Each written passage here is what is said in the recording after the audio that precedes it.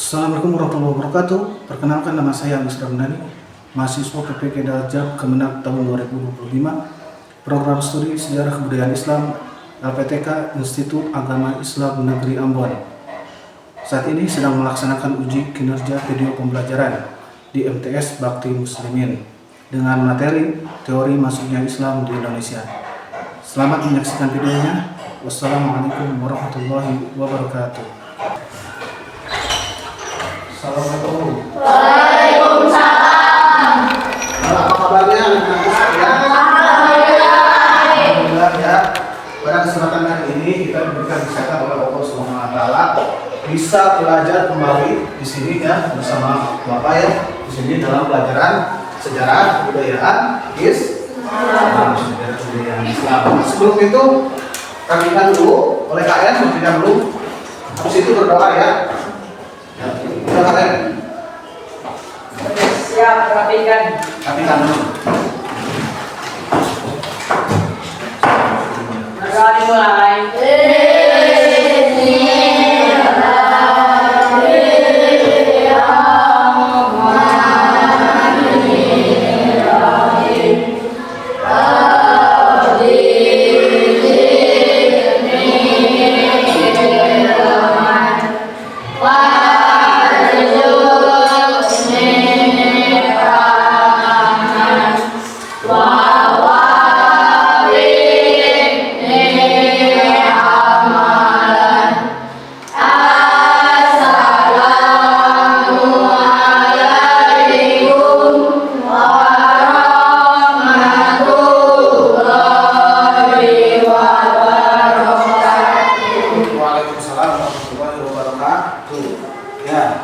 Sebelum belajar biasanya kita meminta Indonesia Raya dulu. Anak-anak dimohon untuk berdiri.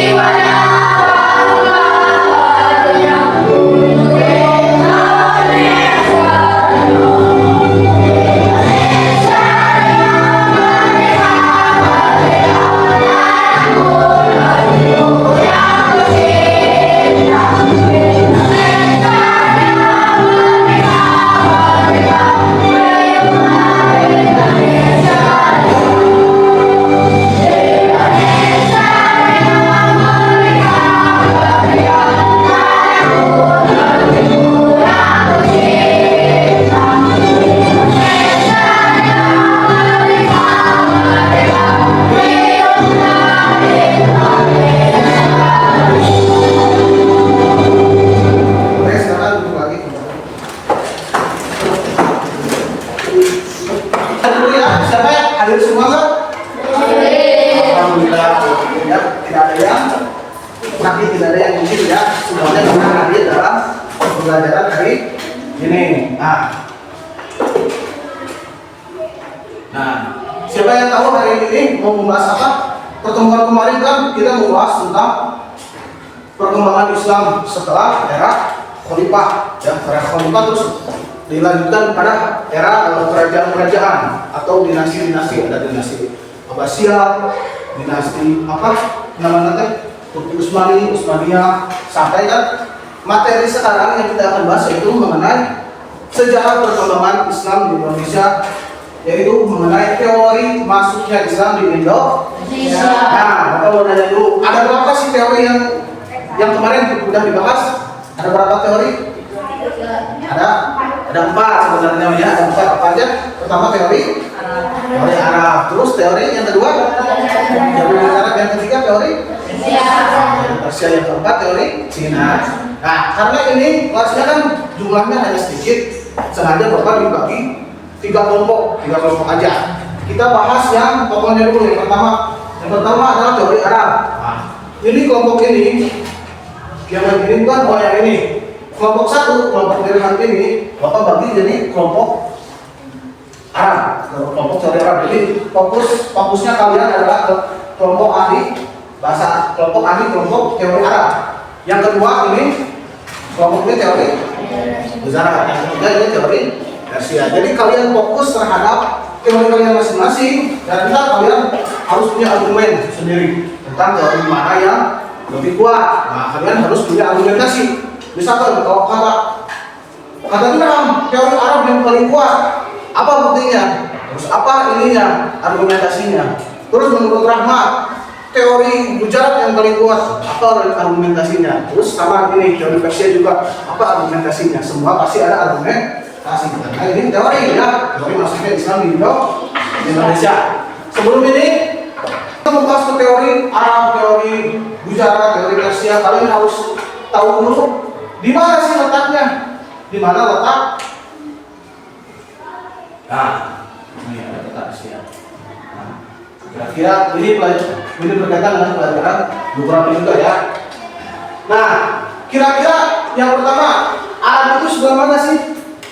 Oh, ini udah kelihatan ya, ada tulisannya. Ah, teori Arab. Sedangkan Indonesia yang mana?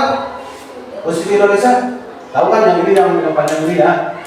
Jadi posisi geografis Arab Saudi ada di sini. Nah, di sini. Di sebelah barat Indonesia. Nah, barat daya Indonesia. Sama. Terus yang kedua Gujarat ada di mana? Siapa yang tahu? Ya. Negara India mana? India Barat di sini ya, di sekitar sini, daerah sekitar sini. Ini Gujarat ya. Yang ketiga Persia di mana tahu yang Persia? Negara yang kencang.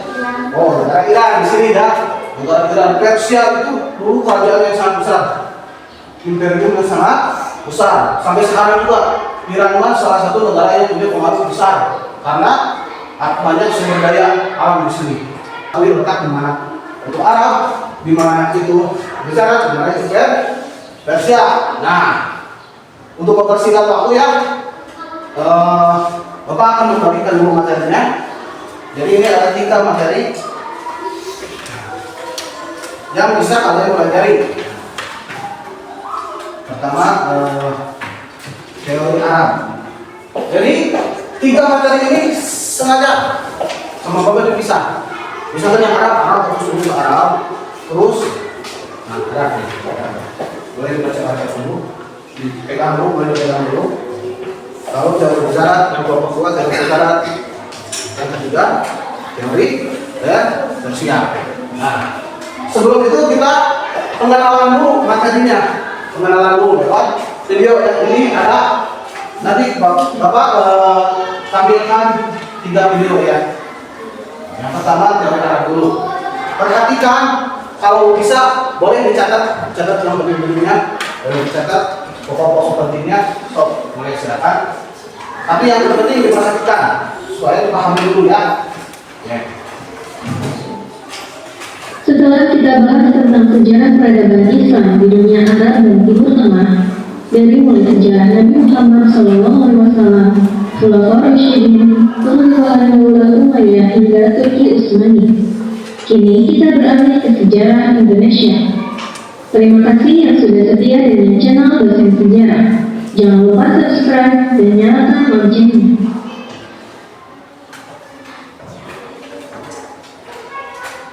Teori Arab masuknya Islam ke Nusantara. Menurut beberapa teori yang ada, ajaran Islam masuk ke Indonesia melalui orang-orang dari berbagai bangsa.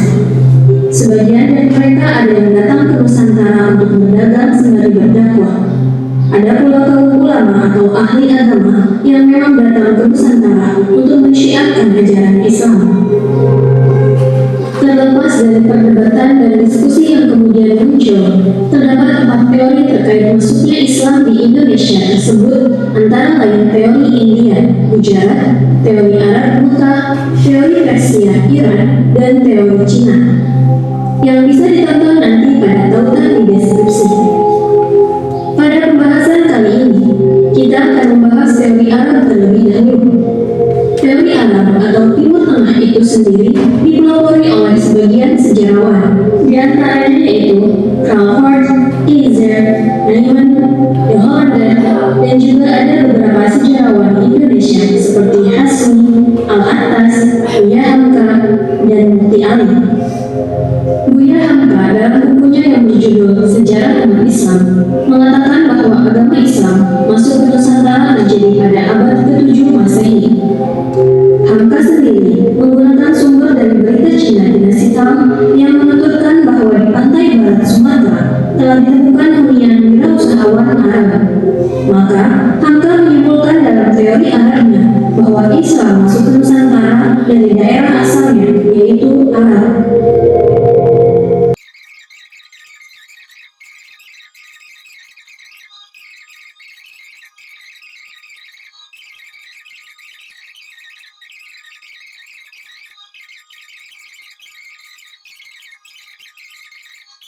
Dipahami ya, menurut teori Arab menekankan bahwa Islam itu sudah datang sejak abad ke-7.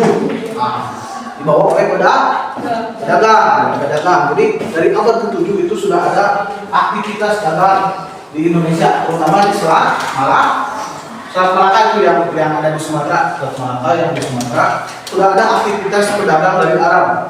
Karena kan Arab itu menjadi apa? Namanya kalau ini perantara antara bangsa Eropa dan bangsa Afrika dalam hal perdagangan. Jadi misalkan barang-barang yang ada di Eropa sama barang-barang yang ada di Afrika di Arab dulu, kemudian di Arab, lalu udah di Arab, baru ke Indonesia ke seluruh dunia di desa. Tapi kan teori ini cukup lemah. Dalam arti lemah begini, dipertanyakan, apakah pedagang itu niatnya emang dagang, cuma dagang atau sambil menyebarkan Islam. Nah, itu yang menjadi motif utama. Ya kalau motif utama udah jelas pasti berdagang. Cuma kan berdagang sambil menyebarkan Islam apa tidak? Nah, itu yang jadi catatan. Catatannya kan tadi ada menurut Al-Maghribi kan pada abad sekian mulainya berdagang terus dalam hubungan Islamnya secara perkawinan. Abad berapa itu perkawinan itu? Ada baca bentar gitu. Terus melalui politik, di bidang politik. Nah, jadi secara bertahap dulu.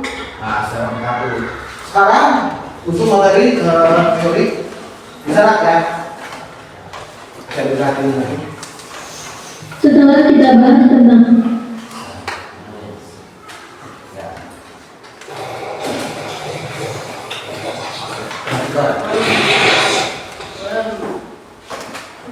teori Gujarat masuknya Islam ke Nusantara.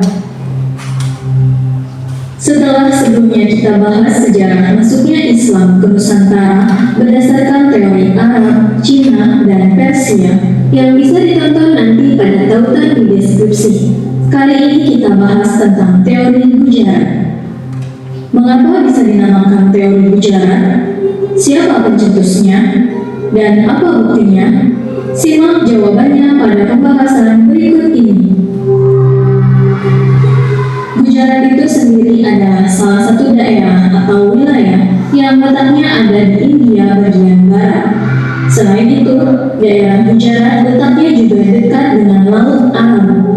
Oleh sebab itu, nama dari teori ini adalah Gujarat karena Islam dibawa masuk oleh para pedagang yang berasal dari Gujarat. Teori Gujarat ini pertama kali dicetuskan oleh seorang sarjana dari Universitas Leiden, Belanda yang bernama Mense Johannes Vernakel. Ia berpendapat bahwa pada awal Hijriah atau pada abad ke-7 Masehi sudah banyak orang Arab yang tinggal atau menetap di Gujarat dan Malabar. Meskipun orang-orang Arab itu menetap di Gujarat, tetapi mereka bukanlah kelompok yang membawa masuk atau ajaran agama dan kebudayaan Islam ke Indonesia. Menurut Pineapple, yang membawa masuk Islam ke Indonesia adalah orang-orang Gujarat asli yang sudah memeluk agama Islam. Mereka, para pedagang Gujarat, mulai melakukan transaksi dagang ke dunia bagian timur, termasuk Nusantara. Selain membawa agama, mereka juga membawa kebudayaan Islam pada abad ke-13 Masehi. Saat itu, banyak pedagang Gujarat yang menetap di Indonesia dengan alasan menunggu datangnya angin barat. Pada saat menetap itulah para pedagang Gujarat mulai melakukan interaksi sosial dengan penduduk lokal atau pedagang lokal. Dari situ mulai terjadi asimilasi budaya yang terjadi melalui perkawinan. Dengan perkawinan tersebut, penyebaran ajaran agama dan kebudayaan Islam di Nusantara masuk ke dalam sebuah keluarga.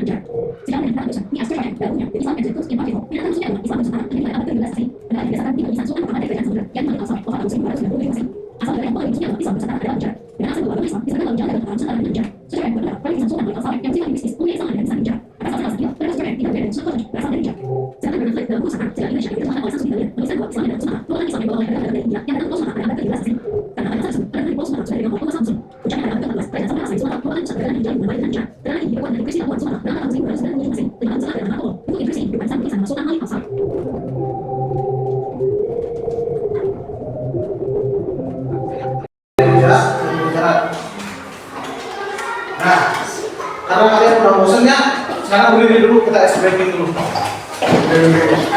Kita supaya konsentrasi dulu aja, berdiri dulu. Ice breaking dulu lah. Ini petunjuknya ini. Yang pertama itu ulat. Ulat itu pendek. Nah ini. Ulat itu pendek. Kalian bilang pendek sambil gerakin. Ulat itu pendek. Ular itu panjang. Nah, ulat itu pendek. Ulat itu panjang. Nah, kalau bilang semut itu kecil. Semut itu kecil. Ini gerakannya semut itu kecil. Gajah itu besar. Gajah itu besar. Nah, itu kan gampang. Sekarang biar lebih susah. Kalau Bapak bilang ulat itu kecil tapi ininya panjang. Ulat itu pendek tapi ininya panjang, harus panjang. Kalau bilang ulat itu panjang tapi ininya pendek. Ngerti nggak? So, ulat itu pendek. Nah, ulat itu yang kenceng dong, yang kenceng. Ulat itu konsentrasi. Ulat itu panjang. Nah, ini harus sebaliknya, gerakan sama ucapan harus sebaliknya. Ulat itu pendek. Ulat itu panjang. Ulat itu pendek. Ulat itu panjang. Semut itu kecil. Tetap semut kan kecil, tapi gerakannya harus besar. Gajah itu besar. Semut itu kecil. Ulat itu pendek. Ulat itu panjang. Siap, yang dicontohin sama Bapak. Siap, sama kalian. Oke. Semut itu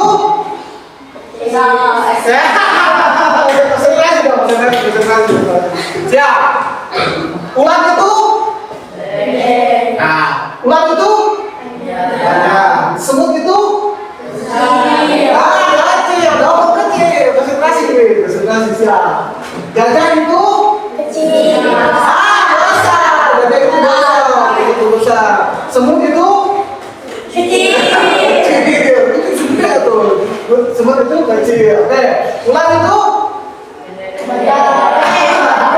ulat itu panjang. Ulat itu pendek. semut itu kecil, gajah itu Besar. Paham siap? Sekali lagi yang cepat. Ular itu ular itu gede. Ular itu semut itu gajah itu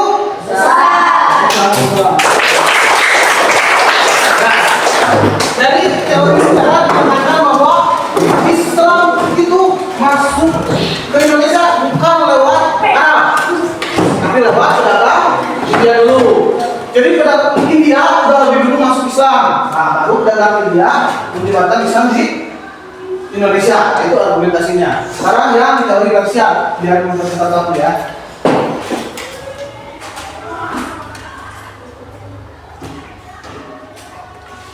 Nah, kasih.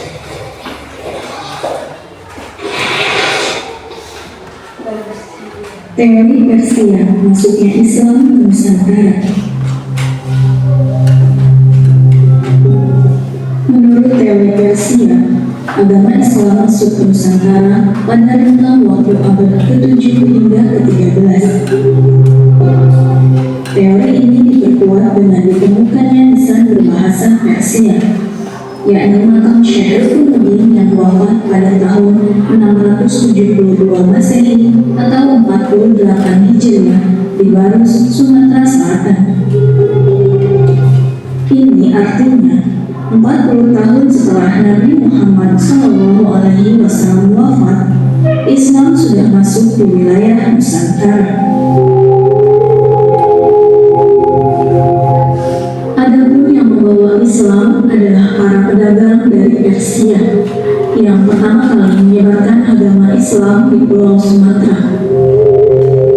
Teori ini didukung oleh sejarawan seperti Profesor Hussein Jayadiningrat dan Profesor Umar Amir Hussein.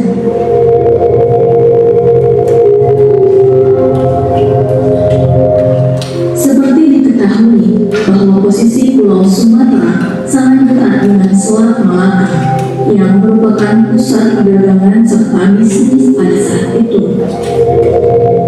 Sejak dulu, Selat Malaka telah dipenuhi oleh pedagang asing dari segala penjuru dunia.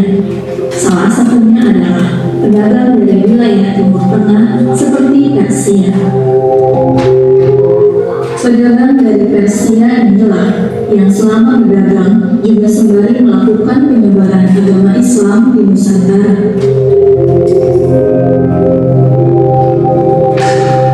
Argumen Hussein Jayadiningrat didasari oleh persamaan budaya yang berkembang di kalangan masyarakat Islam Nusantara dengan budaya di Persia. Seperti dicatat oleh Ahmad Mansur Surya Negara dalam bukunya yang berjudul Api Sejarah.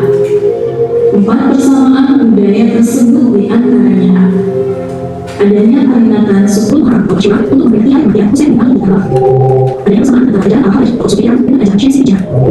Persamaan dalam sistem penjahit para pengajian Al-Quran di Ka'bah. Persamaan yang bisa Imam Malik atau Soli Al-Sali dengan makam Muhammad Ibrahim berdasarkan oleh daerah penjara yang dapat melalui dari Mesir. Selain itu, tradisi-tradisi sejumlah wilayah Islam di Indonesia masih dekat dengan tradisi Syiah. Meskipun mereka menganggap tradisi itu bersumber dari Syiah. Sejumlah daerah di Indonesia juga masih terus memperingati Hari Asyura yang sesungguhnya adalah bagian tak terpisahkan dengan tradisi Syiah atau tradisi Islam Persia.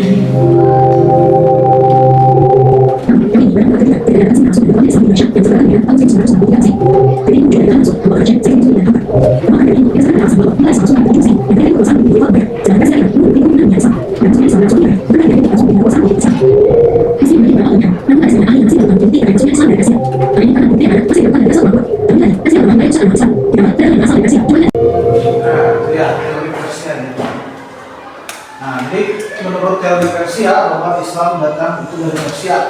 Nah, karena ada kesamaan budaya yaitu peringatan 10 Muharram atau Hari Asyura, peringatan Karbala.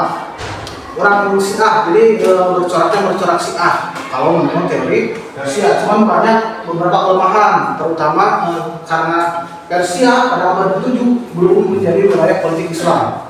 Nah, jadi masih kene agama apa Persia teh Zoroaster ya. Zoroaster. Nah, masih kene berbentuk imperium Persia belum kira dengan seperti sekarang ya. Nah itu dari lakukannya itu. Nah ini selanjutnya ya, sisi selanjutnya ini ada lembar kerja usaha didik. Nah begini aturannya ya. Ini karena tiap kelompok punya materi yang berbeda. Nah yang ini Arab, yang ini bicara, yang itu Persia. Jadi gini, kita akan ilustrasikan seperti bagaimana pedagang dulu berinteraksi. Nah, pedagang dulu berinteraksi. Kan kalau dagang dulu mah apa sistemnya? Sistem pembayarannya nggak mungkin pakai uang kan? Nggak ada kan? Paling emas, kalau emas perak, kalau nggak perak barter. Nah sama, kita akan melakukan barter antar kelompok. Jadi kelompok Arab otomatis di soal ini, di LKPD ini nanti akan membuat soal semuanya, baik itu teori Arab, teori Persia maupun teori mujarat. Nah karena kalian kan misalkan yang ini, yang teori mujarat tidak tahu kan tentang Arab ini, itu kan karena materinya di sana. Nah kalian tuker, barter gini, barter informasi. Nah jadi kalian boleh berinteraksi, berinteraksi secara baik, secara kondusif ya. Dimana bayangin kalian seperti di pasar, seperti orang dulu kalau ketemu misalkan orang Arab ketemu orang Indonesia, gimana interaksinya? Saling bertukar informasi. Nah, oke, siap ya? Ini dibagikan ya. Diisi namanya diisi. Ntar kalau nggak tahu misalkan kelompok ini nggak tahu, tanyain di kelompok sana ya.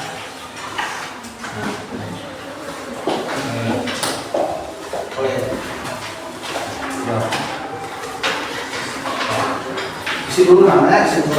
Kalau ada yang nggak tahu, tanyain ke temennya. Dikasih saling bertukar informasi. Jadi harus saling menguntungkan. Ya? Oke.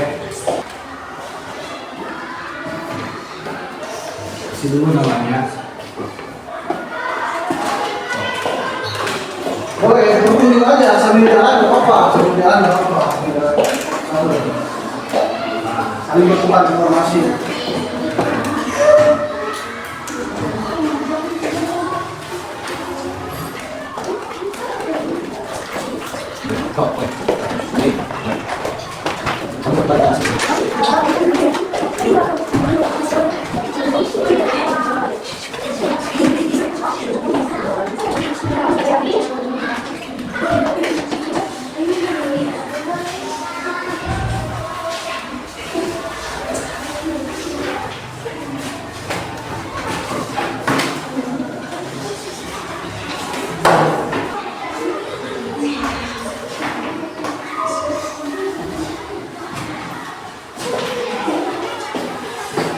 Ya bisa. Yang penting hanya aja lah, punya kamu dulu terus nah.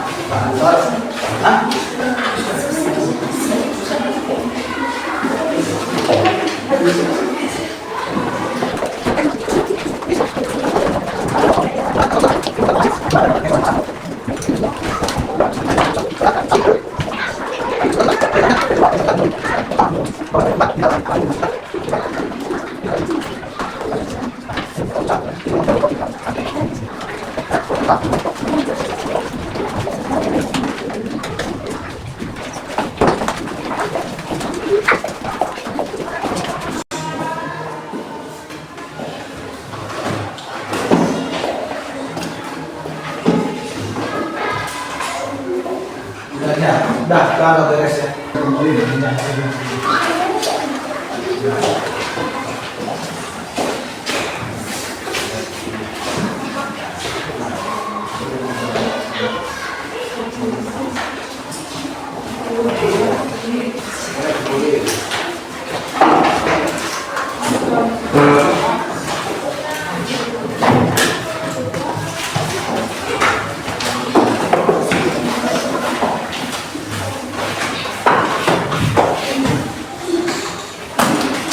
Nah, jadi alhamdulillah ya, kemarin kerjanya udah diisi, udah berhasil diisi. Nah, kita kan menggunakan bersama bentuk ilustrasi seperti biasa gimana? Kan prinsip dalam jual beli itu kita butuh barang, kita beli, kita punya barang, kita jual. Orang lain pasti butuh. Bisa sama juga. yang teori, yang punya teori Arab, kelompok yang punya teori Arab pasti butuh teori Zakat sama teori tersier. Yang tersier sama, yang Zakat juga sama, makanya harus membutuhkan informasi karena sistemnya seperti dulu, sistemnya barter informasi. Nah, kita lihat definisi. Nah, selanjutnya terakhir ya, pada kesimpulannya jadi begini. Tidak teori yang membahas tentang masuknya Islam ke Indonesia melalui jalur Arab, jalur Gujarat, jalur Persia mempunyai satu kesamaan. Apa kesamaannya? Itu melalui jalur perdagangan.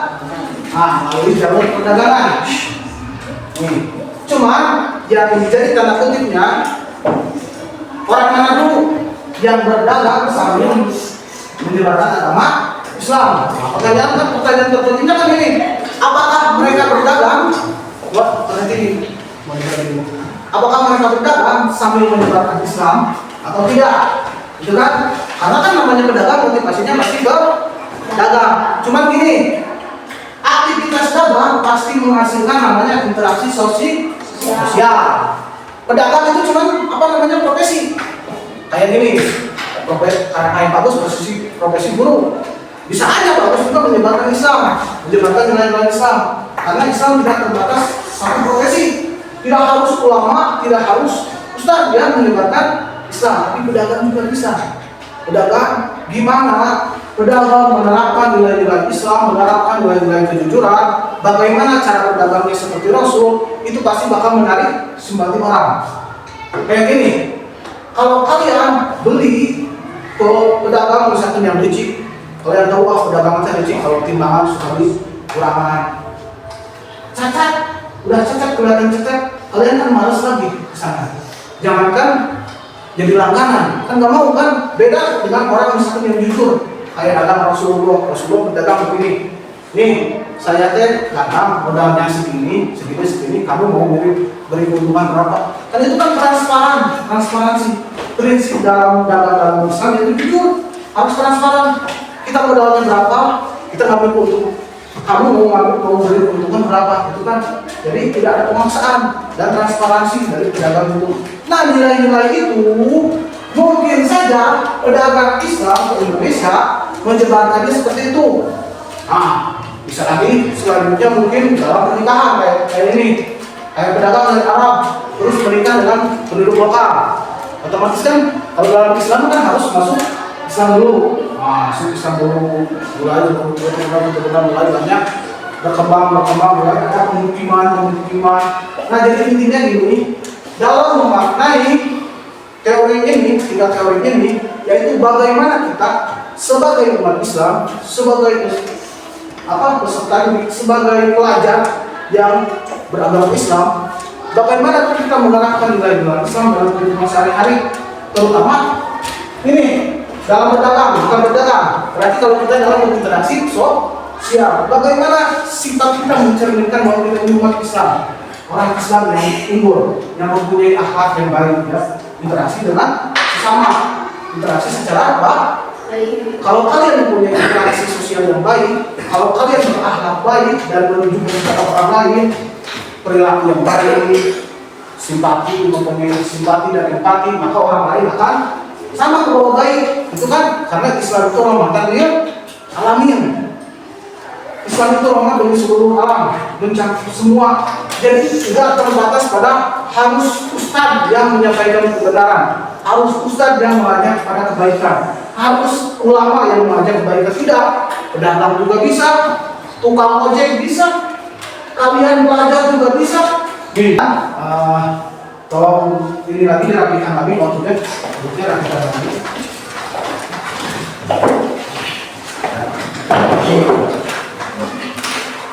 Sebelumnya, kita berdoa dulu. Boleh dibimbing oleh kalian. Berdoa dimulai.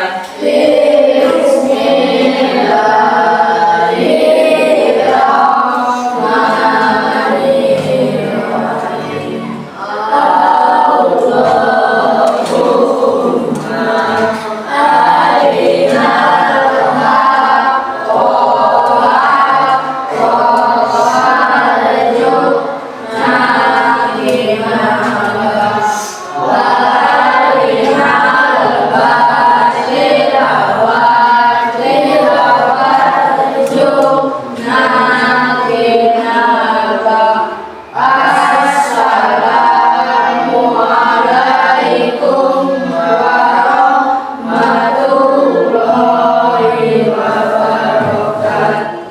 Waalaikumsalam warahmatullahi wabarakatuh.